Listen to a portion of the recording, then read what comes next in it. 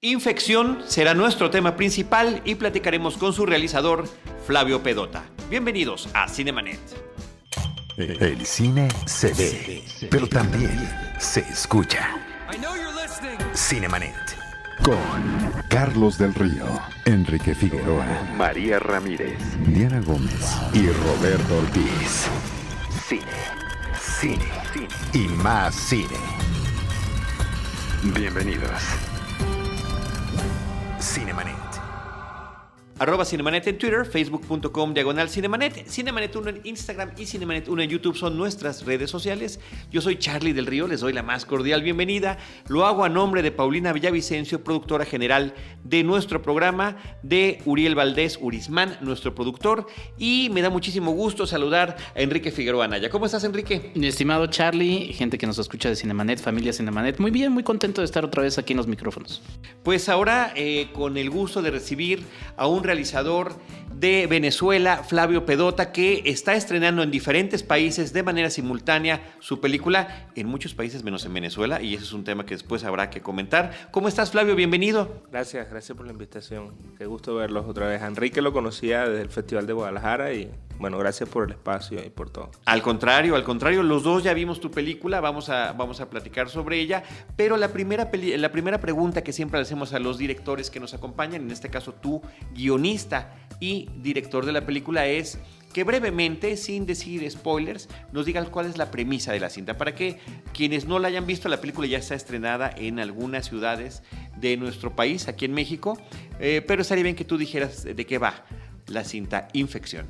Infección es una película sobre una epidemia que surge en Venezuela debido a la mezcla extraña de una droga llamada droga crocodile, que es conocida como la droga zombie, con el virus de la rabia en humanos.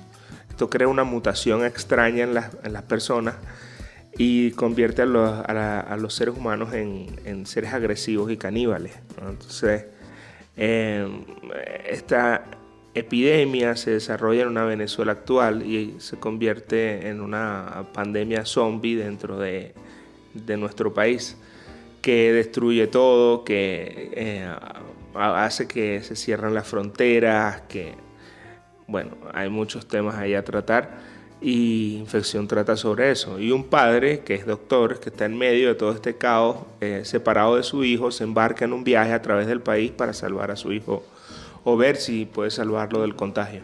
Exacto, para tratar de rescatarlo. Bueno, Flavio, la película no escapa de un mensaje político, ¿no? Desde el principio de la película leemos ahí la mención de Maduro como dictador y pues también el origen de esta droga pues, proviene de unos rusos que están en el país, ¿no? Entonces, me remito también un poco al origen inclusive del cine de los zombies, ¿no? Por ejemplo, George Romero, pues, su película La Noche de los Muertos Vivientes no escapa de un mensaje político y social, ¿no? El cine de zombies, desde su nacimiento, ha estado siempre con ese tema presente y pues Infección escapa de ello, ¿no? Sí, es que es una de las cosas que más me gusta, es un instrumento para hablar de temas serios o para hacerte un choque de realidad. Por ejemplo, George Romero, lo digo siempre, pero hacía como analogías con cómo se comportaba la gente en los centros comerciales, con el consumismo. Sí, entonces, por eso ahí nació el Amanecer de los Muertos en el centro comercial, que quedan atrapados. Eso es por dar un solo ejemplo de tantas cosas que hay. Luego la segregación racial. Son pelis ya de los años 20 y tal. Bueno, ¿qué te digo? Es un tema que por eso no muere. Bueno, los zombies ya están muertos. Pero por eso no muere, se renueva y se reinventa y ahora sale otra en Venezuela y así, porque es que funciona mucho, aparte de que es uno de mis géneros favoritos, porque son muy emocionantes en todos los aspectos. Acaba de salir Zombieland, la fui a ver en el estreno, o sea, soy muy fan del género y pienso que eso, pues, que es algo que se disfruta mucho y entretiene muchísimo. Son 2 horas de puro entretenimiento. En Infección ya se tiende a irse por el lado más dramático, porque está más inspirado en un naturalismo sobre una situación que ya existe allá. Y con respecto a tu pregunta, sí, pues los rusos nació de que en Venezuela hay convenios con Rusia y Bielorrusia de hace mucho tiempo, ya hace más de una década, donde se intercambiaban, como dicen ellos, cerebros en ingeniería, etcétera, en proyectos de construcciones, viviendas subsidiadas por el Estado, y era muy normal ver en las principales ciudades del país a rusos caminando por ahí. Uno de estos rusos, de hecho, yo en un bar, ellos hicimos amistad y me empezaron a contar sobre que estaban borrachos, que por lo menos no eran adictos al crocodile y tal. Y yo digo, ¿qué es eso, crocodile? Y ahí fue que nació el conocimiento. Eso fue en el 2014. Me contaron sobre esta droga y dije, wow, qué locura esto. Se come la piel, te gangrena los órganos. Es una cosa muy horrible que es muy famosa en República Checa, en Bielorrusia y en Rusia. Entonces dije, bueno, es la excusa perfecta para mezclar una idea de algo que existe con la ficción, ¿no? Y sí, con lo de Maduro dictador, pues claro, el primer plano de una peli dice mucho. Es un statement que pones en el primer plano. Y lo que se ve en el primer plano es una Venezuela politizada. Es muy difícil no hablar de Venezuela sin hablar de política. Y digo política entre comillas porque, en mi opinión, ya eso sobrepasa la política normal. Y eso es ya más bien como un manto propagandístico que tiene Venezuela en todo su territorio nacional. Tú no puedes voltear cada 100 metros y no ver algo que diga Maduro o Chávez. Una estatua de Chávez, una foto de Maduro, una foto de Chávez, una foto del alcalde con Chávez, una foto del gobernador con Chávez. Un pajarito o con Maduro. Exacto. Pajarito. O una cosa que dice Maduro dictador, etcétera. Los de oposición también, etcétera. O sea, el tema está presente y la gente dice, wow, pero ¿por qué pusiste eso? Ah, no, bueno, ¿qué filmó? ¿Una Venezuela de fantasía? No, o sea, yo no quería autocensurarme y así fue que nació. Sí, finalmente se recurre a un género fílmico que además no es común que en Latinoamérica lo tengamos, que nos remitamos al cine de horror, a un subgénero como es el de los zombies. Está en Cuba la película Juan de los Muertos, ¿no? O Juan of the Dead. En España las películas de REC. Pero qué interesante que utilices esta alegoría, que como bien mencionaba se ha utilizado de muchas formas y que además hay un auge del tema de los zombies y que ha evolucionado también a lo largo de los años. Simultáneamente está Zombieland en la pantalla grande, simultáneamente en la pantalla chica continúa The Walking Dead, el propio Zombieland hace referencia a The Walking Dead dentro de la película, dentro de este humor, se hacen películas de humor. Juan of the Dead, Juan de los Muertos es una película de comedia negra, Zombieland 1 y 2 también lo son, las que se hacen en Inglaterra también. Recientemente Robert Pattinson sacó una de... Robert Pattinson, no, perdón, estoy equivocado. Jim Jarmusch. Jim Jarmusch. Sí, que apenas confundí Patterson, la película. Hice una mezcla toda loca en mi mente, pero bueno, sí, Jim Jarmusch hizo una que se estrenó en Cannes y viene ahorita a México. Creo. Viene a México, así falta un par de semanas. Entonces es un tema que está en auge. Y me parece que esa parte de dentro ya del género, independientemente de todo el contexto político que tiene la película, funciona muy bien. Y inclusive los personajes los dicen en algún momento, ¿no? Cuando las situaciones llegan a un límite, y que es una realidad que se está viviendo, la gente se comporta de otra manera. Sí. ¿No? Donde desaparece la moral, la humanidad, desaparecen las reglas sociales y se ve lo peor de la humanidad. Sí, exacto. Es un tema que quien sea que haya vivido una crisis, por ejemplo, yo siempre aquí en México doy el ejemplo del terremoto. Algo terrible que nos sucedió a todos, pero yo estaba aquí también. El terremoto hizo mucha bulla y tal, y hubo gente que saqueó, hubo gente que salió a robar, pero en su gran mayoría la gente salió a ayudar. Uh-huh. De eso habla Infección también, de cómo reacciona la gente ante las crisis. Venezuela creo que tiene un récord mundial constante de fallas eléctricas, problemas de gas, después se va la luz, después se va la gasolina, después hay un rollo con todo siempre. Y eso siempre genera pequeños caos en diferentes partes del país todo el tiempo y la gente está muy acostumbrada a ayudarse. Y Infección habla de eso, o sea... De la solidaridad. Exacto, el personaje principal recorre Venezuela por los caminos verdes y se consigue pura gente que está tratando de sobrevivir y unos se ayudan a otros sin conocerse, sin hablarse, sin saber las intenciones, y hay otros que no... Que abusan de eso. Exacto, y hay otros que andan por ahí más bien pescando en río revuelto, como dice el dicho. Entonces, sí, definitivamente es un tema muy rico para explorar en una película.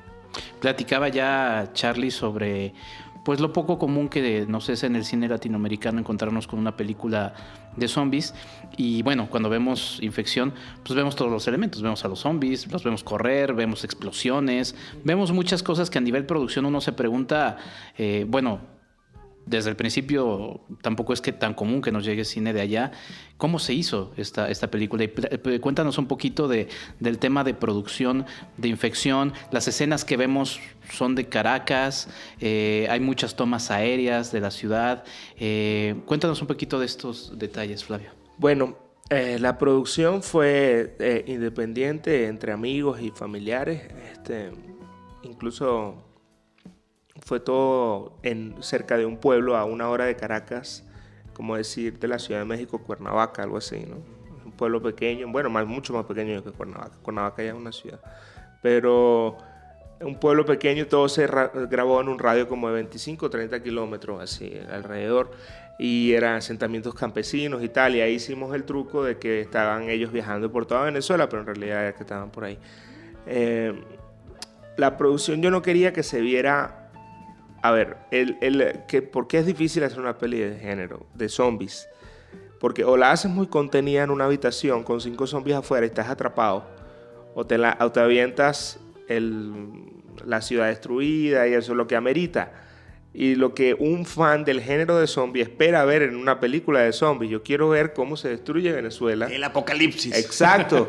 es que no, en mi opinión, yo como cinéfilo y como realizador, yo decía, el contexto tiene que estar tangente y tiene que ser creíble, porque la línea entre comedia y la línea entre comedia y realidad en la historia, o sea, que no se viera el artificio, era tan delgada de que solo la delimitaba la producción. Entonces la producción tenía que ser muy bien pensada, los ángulos de cámara tenían que ser muy bien enfocados para engañar, de que el día que tuvimos más extra fueron 15, el día que tuvimos, o sea, la mayoría de las veces teníamos 2 o 3 infectados, no teníamos maquillador de VFX, o sea, era una persona que maquillaba Misses, entonces...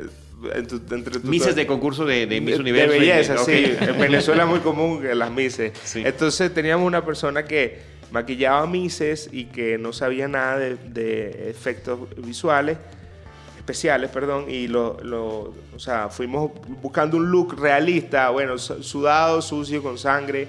Teníamos 12 lentes de contacto nada más en toda la película, entonces aquí le dicen pupilentes. Uh-huh. Entonces como que, bueno, va a salir en primer plano, pónselos a él porque ya otro no lo podía usar. Después aprendimos que eso no era así, después conocí muchos maquilladores de efectos especiales que me dijeron, ay, no hiciste esto mal, y bueno, pero... El hecho es que, para que tengas una idea más o menos, ya nada más con el maquillaje, haciendo una peli de zombies de esa manera, el otro gran reto fueron los efectos visuales. Yo no quería que quedaran por debajo de las expectativas de la gente que iba a ver la película. Entonces, una de las razones por la cual nos tardamos 3 años en postproducción fue buscando el equipo para realizar los efectos especiales. Yo por mucho tiempo busqué, eso es uno de los problemas que tenemos en Latinoamérica, los costos de las casas postproductoras son a veces el costo entero, el presupuesto que te dan es el presupuesto entero de lo que te da un fondo para hacer una peli. O sea, son casas de postproducción que están acostumbradas a trabajar en comerciales, esto es muy técnico, pero ya en comerciales de 30 segundos, donde ellos hacen un efecto de 5 segundos que les toma 3 semanas, pero cuando tú le dices, mira, hay que hacer un efecto de 45 segundos con 3D y con render, etcétera, decían, bueno, esto cuesta $100,000. Yo, no manches, eso es lo que costó toda la película. Entonces, eso fue una de las razones por la cual Infección tardó tanto en salir. y que acabé yo tenía experiencia como productor de VFX, por eso es que me aventé a hacerla también. Y acabé yo coordinando el equipo de producción con el crowdfunding que hicimos, el Kickstarter. Logramos mucha exposición porque el video que hicimos hablando de cómo habíamos hecho la peli se hizo viral en las redes y ya va por los 2 millones de reproducciones, algo así. Y ahí me empezaron a contactar artistas de Game of Thrones, ahí conocí al compositor de la peli, hay artistas de Marvel, etc. Yo te ayudo. Entonces yo cobro tanto, pero bueno, yo te ayudo y hacemos esto. Y así fue que armamos un equipazo de VFX. Y la peli por eso tiene... Luce muy bien. Sí, sí. Luce muy bien. Cuando nos hablas de todo esto, creo que como espectadores no nos imaginamos toda esta economía de recursos que tuvo que haber, porque efectivamente esta intención que tú tuviste, y hace poco hablábamos de Terminator, la original de James Cameron, pasa algo muy similar. O sea, es una producción con muchas limitaciones económicas, pero que gracias al ingenio de la realización y de la postproducción te aparenta que es una superproducción. Sí, nadie nos cree. Nadie nos cree, todo el mundo cree que tuvimos muchísimo presupuesto. Sí, porque efectivamente es lo que se ve en pantalla. Y hablando de una parte de la producción de la película, que es lo que tiene que ver con la postproducción, estamos en Disruptiva, que es la empresa que prestó los servicios para el diseño sonoro de la película, entre ellos Oscar Victoria, que es parte actual de este equipo. ¿Nos puedes platicar un poquito de ese proceso que pues finalmente tuvo lugar con este vínculo con México? Sí, eso fue increíble. Oscar Victoria y Ricardo Arteaga hicieron el sonido de la manera más espectacular posible porque, pues como te digo, las condiciones no estaban dadas para que hubiese buen sonido en el set. Tuvieron que reconstruir el 85% del sonido de la película. O sea, tuvimos que doblar a todos los actores que estaban regados por todo el mundo por la migración venezolana. Unos estaban en Bogotá, otros estaban en Argentina, otros estaban aquí, otros estaban... Un temazo, de alguna manera, con un diseñador de diálogos venezolano muy bueno. Hicieron ese team, ese equipo entre Oscar y ellos, y entre ellos llegaron a la... O sea, pusieron el audio como debía estar, pero luego nos encontramos el reto de los infectados. Y Oscar y Ricardo, pues de verdad, sobre todo Ricardo se quedó sin voz con los efectos y con las cosas que le metían a la voz, de llegarle a ver, suena de una manera, pero es porque está respirando mal, pero si se mueve así, tiene los huesos rotos, entonces si no tiene los huesos rotos no camina bien. Entonces todo ese tema fue bien largo y creo que hicieron un excelente trabajo, porque siempre son una de las cosas que la gente cuando ve la peli, uno de los primeros elogios es la fotografía y el sonido. Dicen, wow, o sea, pero es que tiene una calidad de sonido. Me acuerdo que hay una escena de un helicóptero y si lo ves en un 5.1, escuchas las aspas del helicóptero dándole vuelta a toda la sala. Y son esos detallitos que se hicieron poco a poco, que en una sala de cine resaltan muchísimo. ¿Y qué es lo que ayuda a esta impresión de que estamos ante una obra mayor? Porque están los helicópteros, y están los balazos, y están los gruñidos, y están los aviones, y de repente dices, bueno, ¿qué es lo que está pasando, no? Y que te hace que la experiencia como gente que está en la sala de cine sea inmersiva. Sí, hay una anécdota graciosa con el helicóptero, porque el gobierno de Venezuela tiene que darte un certificado, como todos los gobiernos los institutos de cine te tienen que dar un certificado de origen diciendo, bueno, la obra es mexicana porque se grabó en México, etc. Hay ciertas cosas, ¿no? Pero para hacer la historia corta, ellos nos dijeron que de dónde habíamos sacado el helicóptero, el helicóptero militar. Le dije, es hecho en computadora, y le mandé la parte del desglose de VFX. Y bueno, eso quiere decir que ellos lo vieron muy real, pues. Claro, no, eso es bueno. Pero al final no se logró obtener ese... No, estuvimos 11 meses peleando y ellos se apoyan en una legalidad falsa de que nos faltan cosas. O sea, primero era como que, bueno, falta el permiso para haber utilizado menores de edad. Entonces lo enviábamos los contratos de la autorización de los padres. Después, bueno, falta tal cosa. ¿Qué es un menor de edad? Hay varios como extras. ¿Sí? Ok. Pero sí, sobre todo el principal. El protagónico. Ajá. Y después, bueno, entregamos eso y después sale una patrulla de la policía, necesitamos el permiso. Entonces mandamos el permiso. Lo tenemos que verificar. Entonces, ¿Y la imagen del ejército, por ejemplo? Los trajes fueron confeccionados por nosotros, obviamente nosotros. Yo toda la vida he sido opositor, no tengo conocidos en el Ejército Nacional Bolivariano ni nada. ¿Pero no pusieron algún pero por la imagen de...?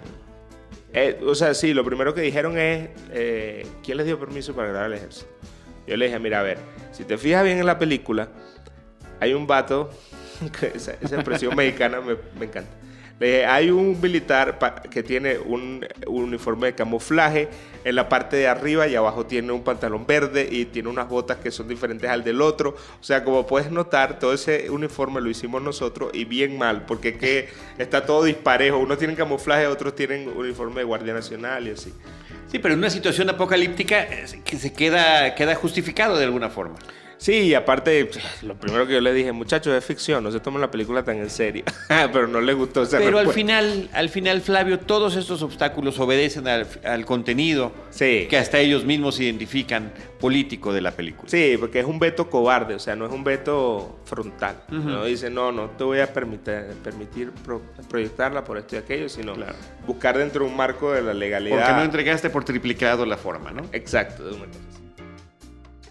Hablábamos un poco de las referencias fílmicas, pero también por ahí noto, y me equivoco, algunas referencias, por ejemplo, de los videojuegos, ¿no? Hay una escena nocturna en la que a mí sí un videojuego, la verdad es que no soy un gran videojugador, pero sí hay un videojuego que me asusta mucho, son los Resident Evil, ¿no? Porque son muy inmersivos, y hay una escena nocturna en la que sientes que eres ese personaje, en donde el juego de las sombras. Cuéntanos un poquito si están estas referencias. La perspectiva del personaje. Sé que muy poca gente se da cuenta de ese tipo de cosas. Híjole, es que ese juego era terrible jugarlo y si te No, pero zombies, todas las así. escenas y todas las cosas tienen referencias de otras películas de zombies que me han gustado mucho. Y particularmente esa me dije, bueno, vamos a hacer esto, pero como Resident Evil. Porque en Resident Evil estás caminando siempre por un lado y te sale un zombie por una ventana o algo así. O la mayoría de las veces pasa por un pasillo y no hay nada. Y esa escena tiene el mismo punto de vista y todo, y la misma ambientación. Y sí, fíjate que sí están esas referencias allí. A mí sí me encantan los videojuegos, lamentablemente soy adicto, no puedo tener consola porque si no tuviera trabajo, vivienda y vida, me la pasaría jugando. Pero sí, hay muchas referencias de otras pelis y hay muchas referencias de videojuegos también. Hay otro que se llama The Last of Us, que trata sobre una bacteria que se mete en el cerebro por medio de unos insectos y la gente se convierte en zombie. O sea, hay muchas cosas que sacamos por ejemplo, yo quería que los zombies tuvieran un movimiento único, pero claro, no teníamos actores, no teníamos presupuesto para actores, entonces eran puras personas que se voluntariaban y los llevábamos a unas escuelas de zombies que nosotros hacíamos. Hicimos 3 escuelas de zombies, ese video está por salir en Making Of. Y hace como que, bueno, te mueves así, porque la mayoría hacía lo de Thriller, ¿no? Con los brazos adelante así y tal. Y yo, no, aquí estás molesto, lleno de rabia. Imagínate que tienes algo que te pica en todo el cuerpo y te mueves como loco. Entonces habíamos técnicas así de actuación corporal y tal. Y dependiendo del grado de la infección. Es correcto. Porque, habían 3 niveles. Claro. Sí, me prestaron atención en la película. Más o menos. Sí saben sus cuestiones. Sí, habían 3 grados de infección. O sea, si estabas al principio te sentías como con náuseas y estabas ahí acostado. Después los espasmos y después ya te volvías loco y no razonabas. Exacto. Sí, creo que es muy interesante el trabajo que se logra con también el tema de los dientes, la forma de utilizarlos, sí. La agresividad que se maneja. Eso también mucho que ver Oscar Victoria con las mordidas, porque estaban grabadas, pero se notan es porque las escuchas cuando hacen...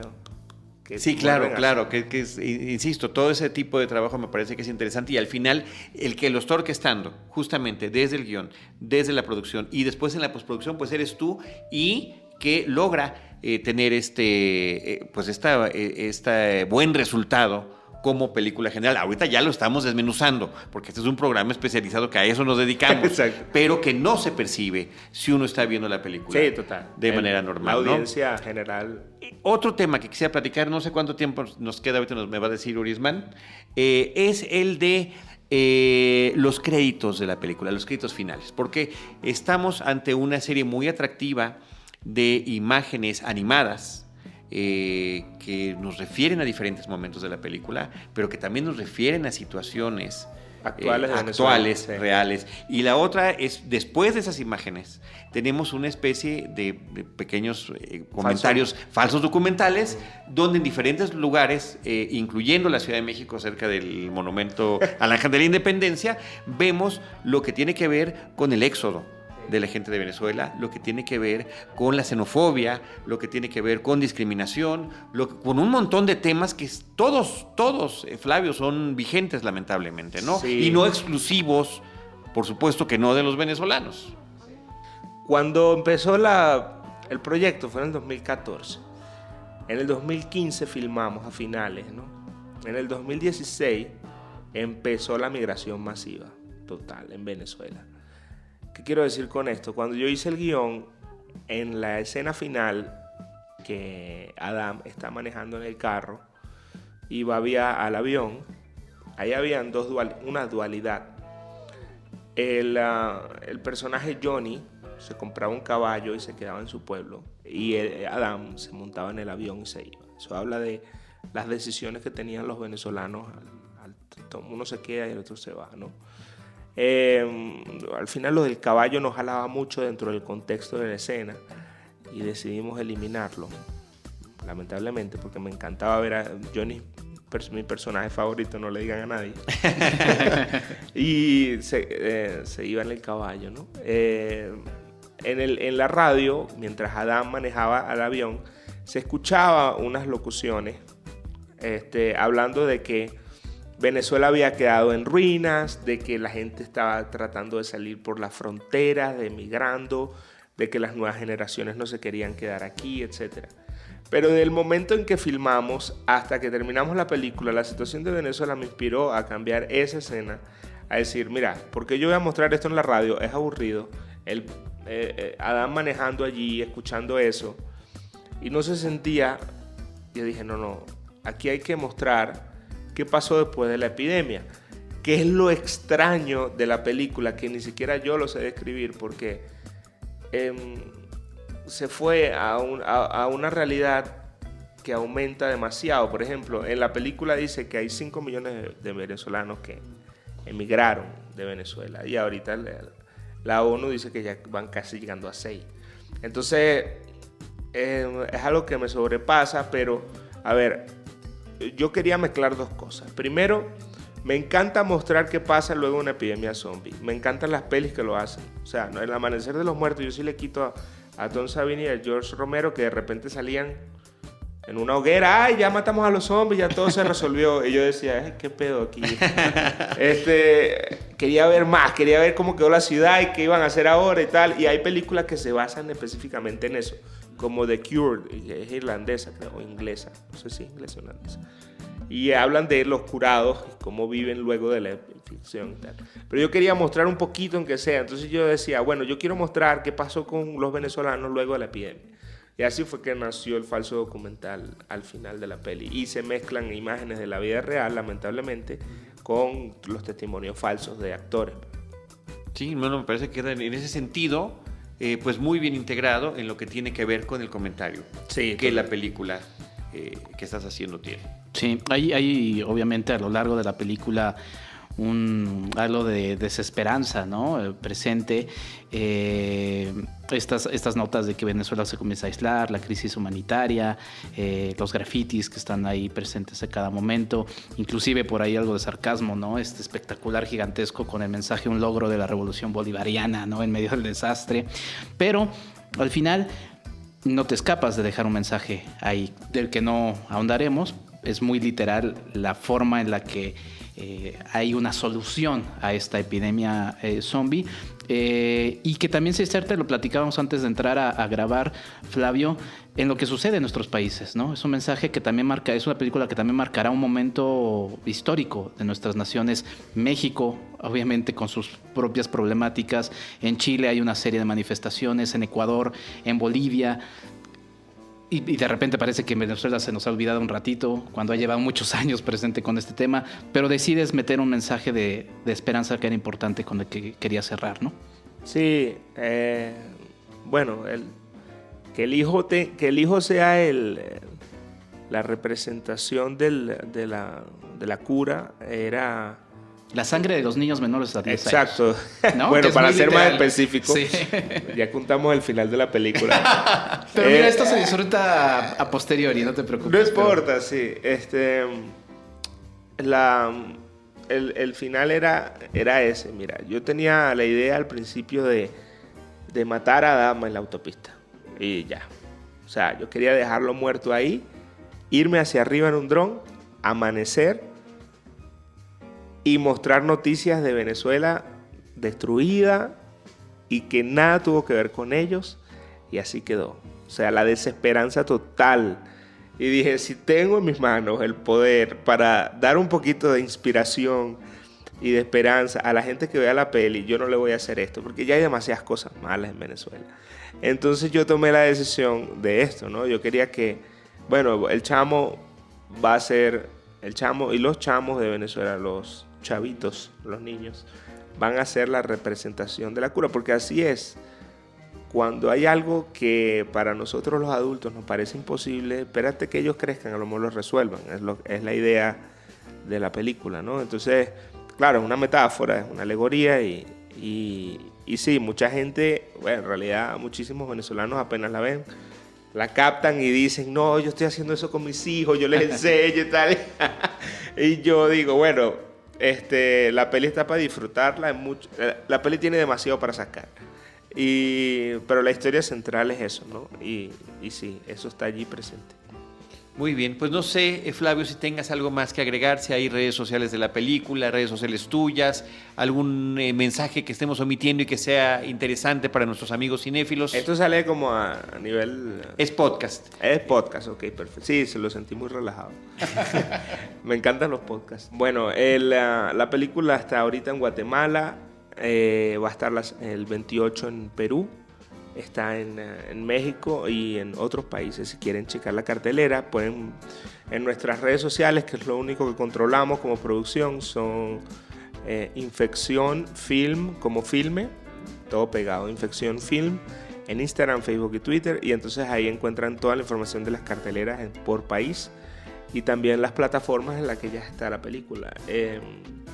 Tuvimos que entrar en una plataforma de TVOD que nos ha ayudado a expandirnos mucho más mientras hacíamos el theatrical, que no chocaba, no como Netflix, que igual para una peli con una distribución, a pesar de que uno dice, estamos en 10 países al mismo tiempo, comparado con Hollywood, somos pequeños, pero ha sido genial la distribución en Latinoamérica, estamos llegando a muchos sitios y como cineasta independiente he buscado la manera de que la peli se vea en salas alternativas, cineclub, que hayan en cineforos, que la película se vea en todos lados, cinecitos de estos de culto que hay en la ciudad. Por ejemplo, Santiago de Chile hay un cine de culto pequeño en la ciudad que tiene apenas 25 puestos, algo así, y me dicen que cada vez que hay una función, hay tantos venezolanos en Chile, tienen que traer sillas de oficina y cosas porque se llena. Y Infección es eso, Infección es una película sin país, porque no tiene... si hubiese salido en Venezuela, estoy muy seguro que nos hubiesen dado mucha pantalla, hubiésemos hecho mucha taquilla, pero lamentablemente no. Pero hay una población de venezolanos afuera y hay una población latinoamericana muy ávida de este tema también, y opino que el género está creciendo mucho en la región. El género de horror está creciendo y de fantasía. Ves estos festivales de género que están saliendo en toda Latinoamérica. Ahorita salió Mórbido aquí, pero en Venezuela están sacando el primero. Vamos a abrir ese. En Argentina está Blood Window. Hay muchísimos y creo que hay un espacio muy bueno para este tipo de cine. Y me tiene muy emocionado porque se están creando espacios fuera de lo mainstream, que es lo que tiene que luchar un cineasta para mostrar su trabajo ahorita. O sea, competir con una película que sale con, o sea, 10.000 pantallas a nivel mundial como Marvel, etc. Claro, no, pero ahí está este reto de todas estas ventanas alternativas que se están explorando. Son muy positivas exactamente. Así es. Y bueno, reiterar, no sé si lo comentamos, esta es tu ópera prima. Tú eres un realizador que has hecho videos musicales, videoclips, estudiaste parte de tu formación académica en lo que tiene que ver con cine, tanto en Nueva York como en Los Ángeles, y finalmente queda como un esfuerzo multinacional por diferentes razones, tanto en su exhibición como en su producción, como en su postproducción y demás. Como todo lo que es en el cine, un esfuerzo de colaboración, pero que finalmente es abanderado por su realizador. Bueno, muchas gracias por tu análisis, pero sí, definitivamente es un... Orson Welles decía que los pintores un pincel, los escritores una pluma y los cineastas un ejército.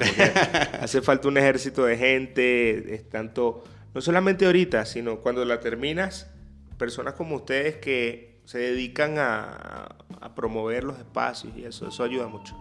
Muy bien, pues muchas felicidades, Flavio Pedota, director, realizador de la película Infección. Desde estos micrófonos nos despedimos. Muchas gracias a todos en Cinemanet, muchas gracias Flavio por esta entrevista y nos escuchamos en otro próximo podcast. ¿Tu red social? Enriquefa86, podemos seguir hablando de cine. Yo soy Charly del Río, me encuentran como @Charly del Río y les recuerdo que en Cinemanet desde Disruptiva los estaremos esperando en nuestro próximo episodio con cine y más cine. Esto fue Cinemanet con Carlos del Río, Enrique Figueroa, María Ramírez, Diana Gómez y Roberto Ortiz. El cine se ve, pero también se escucha.